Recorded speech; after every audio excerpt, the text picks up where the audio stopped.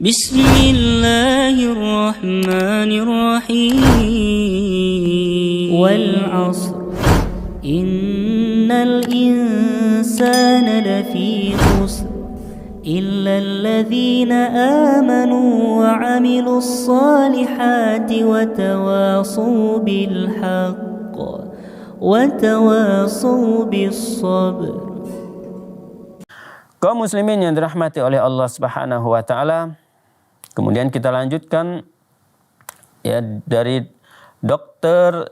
Sadia Akram Pal ya di dalam bukunya Abnormal Psikologi menyatakan, kami memiliki banyak pengalaman dari pasien yang melalui kondisinya kita bisa menyingkap masalah yang berhubungan dengan kondisi gangguan spiritual. Mengingat ini salah satu penyebab berbagai penyakit kejiwaan dan saraf. Ya, jadi jin ataupun setan, ya ini mereka sering ya bermain di penyakit kejiwaan dan yang berkaitan dengan saraf. Ya, dia rusak saraf-saraf manusia. Ya, mereka berusaha merusak saraf-saraf manusia, ya sehingga dia bisa menguasai tubuh manusia. Ini yang sering dilakukan oleh mereka dari bangsa jin. Ya, sepertinya gangguan spiritual ini lebih rumit dari yang diperkirakan sebelumnya. Ya, mereka menganggap, ini gampang, tinggal di ruqyah dan lain sebagainya maka akan sembuh. Padahal tidak. Ini adalah semakin rumit. Ya, ini adalah menurut ya Dr. Sadia Akram Pal. Ya, Sadia Akram Pal. Ya. Gangguan itu tidak hanya berasal dari jiwa makhluk yang tidak senyawa dengannya, ataupun berasal dari akal dan kehendaknya, tetapi keduanya adalah karakter yang tersusun dari berbagai anasir, ya, ataupun dari berbagai unsur-unsur. Ya. Sosok yang mengganggu dan terpusat ini yang merupakan sosok yang awalnya berbenturan dengan seluruh panca indera individu yang diganggu. Dan panca indera orang yang diganggu ini tidak bisa melawan berbagai sugesti yang dihembuskan oleh sosok lain tersebut. Ya. Jadi orang-orang yang dia terkena gangguan jin ini dia tidak bisa melawan. Ya, tidak bisa melawan sugesti yang diberikan oleh jin tersebut. Ya, kecuali memang yang dia senantiasa berzikir kepada Allah Subhanahu wa taala. Karena orang-orang yang dia diganggu oleh jin ya biasanya adalah orang-orang yang mereka suka melamun. Ya, suka termenung. Ya, inilah orang-orang yang sering diganggu oleh jin. Sehingga orang-orang yang seperti ini ya itu tidak bisa melawan. Ya, karena dia ketika sendirian dia akan termenung. Ya, pikirannya sudah entah kemana sehingga ketika jin itu mulai masuk ke dalam tubuhnya dia sudah tidak bisa lagi melawan jin tersebut karena benteng pertahanannya ini mulai melemah. Tapi orang-orang yang senantiasa mengingat Allah Subhanahu wa taala, yang senantiasa berzikir kepada Allah Subhanahu wa taala, ya, maka orang ini dia bisa melawan dari sugesti yang dihembuskan oleh jin tersebut. Maka itu, ya kita lanjutkan, maka itu sosok ini menjadi kendaraan yang mudah bagi orang-orang yang ingin mendekat kepada siapapun dengan cara seperti ini yang terlihat tidak bisa untuk meraih kerelaan khusus bagi seluruh jiwa yang kerasukan ataupun sebagian darinya. Jadi ya kaum muslimin yang dirahmati oleh Allah Subhanahu wa taala, jadi orang-orang yang mereka kesurupan itu bisa dikuasai secara keseluruhan, bisa juga dikuasai oleh jin tersebut itu hanya sebagian saja. Ya. Kalau yang dia sudah secara keseluruhan ini tentunya adalah tingkat yang sangat parah. Ya, berarti memang semua ya saraf-sarafnya ini sudah dirusak oleh jin tersebut. Kalau sudah semua saraf-sarafnya ini dirusak oleh jin tersebut, ya, maka ada perlu pengobatan khusus ya dari segi medisnya juga perlu diobati ya, dan juga dari segi agamanya juga perlu pengobatan seperti itu. Jadi dia dari dua sisi pengobatannya. Kalau orang-orang yang dia sudah sarafnya yang dirusak, yang sudah diputus oleh jin tersebut, dia tidak bisa, ya kita beri contoh misalnya orang yang gila, ya. Jadi dari sisi ya terapi ruqyahnya dia tetap dilanjutkan untuk mengusir, untuk mengeluarkan jin tersebut. Dan juga dari sisi medisnya ini perlu dikasih obat dari sisi medis, ya agar saraf-sarafnya yang rusak ini bisa kembali seperti sedia kala. Makanya perlu proses ketika misalnya meruqyah orang yang dalam posisi gila. Ya tidak bisa langsung sembuh ataupun langsung ada reaksinya. Perlu kesabaran karena ketika dia gilanya itu biasa sudah bertahun-tahun. Kita mengharapkan langsung ketika menterapinya langsung sembuh. Maka ini sangat tidak mungkin. Ya kalaupun ada, ya ini adalah orang-orang yang betul-betul dirahmati oleh Allah Subhanahu wa taala. Dan seiring ya perjalanan waktu, penyatuan ini kian bertambah dekat dengan proses seperti ini hingga pada akhirnya sosok ini dan orang yang kerasukan itu pun bersatu. Ya, sampai pada derajat penyatuan yang sempurna. Ya, jadi kalau sudah sempurna ketika jin tersebut ya mengganggu manusia, sudah seluruh tubuhnya dikuasai oleh jin tersebut, ya, dan juga ketika jin tersebut sudah keluar dari pas orang yang kesurupan tersebut, orang yang diganggunya tersebut dia keluar dan juga dia tidak sembuh. Ya, ini berarti memang dari jin tersebut sudah berhasil menguasai ya orang yang kerasukan tersebut, orang yang diganggu tersebut secara keseluruhan, dan dia berhasil merusak ya semua saraf-saraf yang ada dalam tubuhnya. Karena nggak ada jin tersebut, dia pun memang posisi gila seperti itu. Ya, dalam posisi ya tidak normal seperti itu. Ya bagaimana lagi ya ketika jin tersebut masuk ke dalam tubuhnya, maka akan semakin bertambah parah.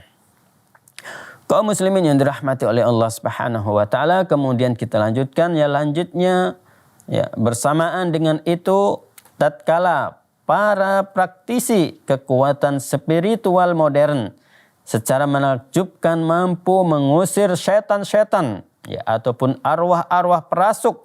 Ya, memang sebelumnya kita sudah jelaskan bahwasanya kalau arwah ini kita tidak yakini, yang ada adalah jin.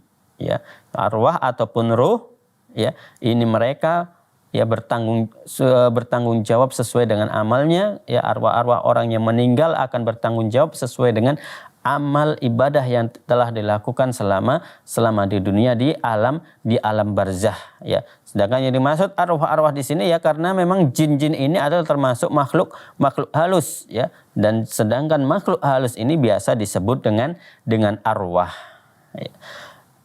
Ataupun arwah-arwah perasuk tersebut serta mampu mengobati orang-orang yang sakit dan dilanda kesedihan, maka tidak ada yang mereka peroleh dari para dokter selain cemoohan dan ejekan. Ini yang sering terjadi ya. Makanya untuk praktisi spiritual ya ini tidak sembarangan, bukan semua orang bisa ya melakukan hal ini. Dia juga harus mempelajari. Ya berbeda kalau dia untuk dirinya sendiri.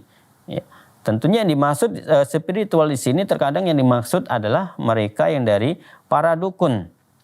Ya, sedangkan dalam Islam itu dilarang kita mendatangi para dukun, dilarang. Ya, dilarang sebagaimana dalam sebuah hadis Rasulullah sallallahu alaihi wasallam telah menyebutkan ya, man atakahinan ya fasa'alahu an syai'in lam tuqbal salatahu arba'ina yauman. Barang siapa yang mendatangi dukun kemudian dia bertanya tentang sesuatu ya, maka salatnya tidak diterima selama 40 hari. Ini salatnya tidak diterima selama 40 hari. Ya, ada sebagian ulama menafsirkan ya 40 hari di sini dimaksud adalah selama 40 hari yang sebelumnya itu sholatnya itu tidak diterima. Jadi tidak bernilai ibadah. Jadi kalau sudah kita sholat tapi kita tidak mendapatkan pahala dari Allah Subhanahu wa taala, maka sangat disayangkan. Ini kalau kita bertanya tapi tidak meyakini. Kalau meyakini maka akan terkena hadis yang lain, ya. Dalam sebuah hadis Rasulullah sallallahu alaihi wasallam telah menyebutkan, ya, man ata arrafan aw kahinan fasaddaqahu bima yaqul faqad kafara bima unzila ala Muhammadin. Barang siapa yang mendatangi tukang ramal, ya, ataupun kahin, ataupun dukun, orang yang mengaku mengetahui perkara yang gaib, ya, maka dan dia membenarkan apa yang dikatakan oleh peramal tersebut, apa yang dikatakan oleh dukun tersebut, ya, maka kemudian Rasul Shallallahu Alaihi Wasallam mengatakan, ya, berarti orang tersebut telah kafir, ya, terhadap apa yang diturunkan kepada Nabi Muhammad Shallallahu Alaihi Wasallam. Jadi orang-orang yang mereka membenarkan apa yang diucapkan oleh dukun ataupun oleh peramal, maka dia berarti sudah kafir, sudah keluar dari ajaran Islam. Yang tentunya na'udzubillah min dzalik. Ya, karena apa? Karena orang tersebut sudah mengingkari, ya, mengingkari Al-Qur'an. Ya, karena dalam Al-Qur'an sendiri disebutkan bahwasanya tidak ada yang mengetahui perkara yang gaib kecuali Allah, ya. Tapi dia membenarkan apa yang diucapkan oleh dukun tersebut. Dan dukun itu adalah orang-orang yang mengaku mengetahui perkara yang gaib. Berarti kita sama saja mengingkari Al-Quran. Ya, na'udzubillah min dzalik. Ya, jangan sampai kita menjadi orang-orang yang mengingkari Al-Quran. Kemudian kita lanjutkan, ya, Dr. James, ya, Harkilon menyatakan di dalam bukunya mengenai kerasukan. Kerasukan merupakan sebuah efek yang dimanfaatkan oleh personal yang sadar dan berasal dari luar untuk mempengaruhi pikiran dan tubuh seseorang. Dan fenomena ini tidak bisa disangkal. Fenomena semacam ini, ya, ataupun fenomena berkaitan dengan kesurupan ini tidak bisa lagi dibantah. Karena memang, ya, seperti itu. Ya, dari segi agama juga tidak bisa menjelaskan kenapa bisa jin ini berada dalam tubuh manusia, kemana ruhnya ketika itu. Dari sisi agama juga tidak bisa menjelaskan berkaitan dengan ini. Ya. Karena yang mengetahui hal ini hanyalah Allah Subhanahu wa taala. Allah yang maha mengetahui. Apalagi berkaitan dengan posisi ataupun berkaitan dengan letak ruh di mana ketika orang kesurupan. Sedangkan Allah Subhanahu wa taala yang memberitahukan berkaitan dengan ruh, yaitu sangat sedikit dan semuanya itu adalah diketahui oleh Allah Subhanahu wa taala. Jadi tidak ada manusia yang mengetahui. Ya, ada yang bilang terkadang kalau kesurupan itu berarti jiwanya itu ditahan oleh oleh dukun si fulan, ya, ataupun jiwanya ini sedang diikat. Ya, ini tidak benar, karena tidak ada yang mengetahui. Dan itu yang mengucapkan itu adalah tentunya adalah kalau tidak dukun maka jinnya tersebut. Ya, dukun dan syaitan ini adalah sama-sama pendusta. Ya, dukun dan syaitan ini sama-sama pendusta, sama-sama bohong. Ya, karena para dukun mereka mendapatkan informasi dari jin, dari syaitan. Ya, sedangkan syaitan mereka hanya mendapatkan satu informasi, dan satu informasi tersebut itu dicampur dengan 99 ataupun 100 kedustaan, 100 kebohongan. Tentunya ada lebih banyak bohongnya. Makanya sangat pantas, ya, dia ini disebut sebagai pembohong. Kalau sumbernya saya adalah sumber yang pendusta, sumber yang pembohong, maka hasil yang dikeluarkan juga akan berbohong, akan berdusta. Alhamdulillahi Rabbil Alamin.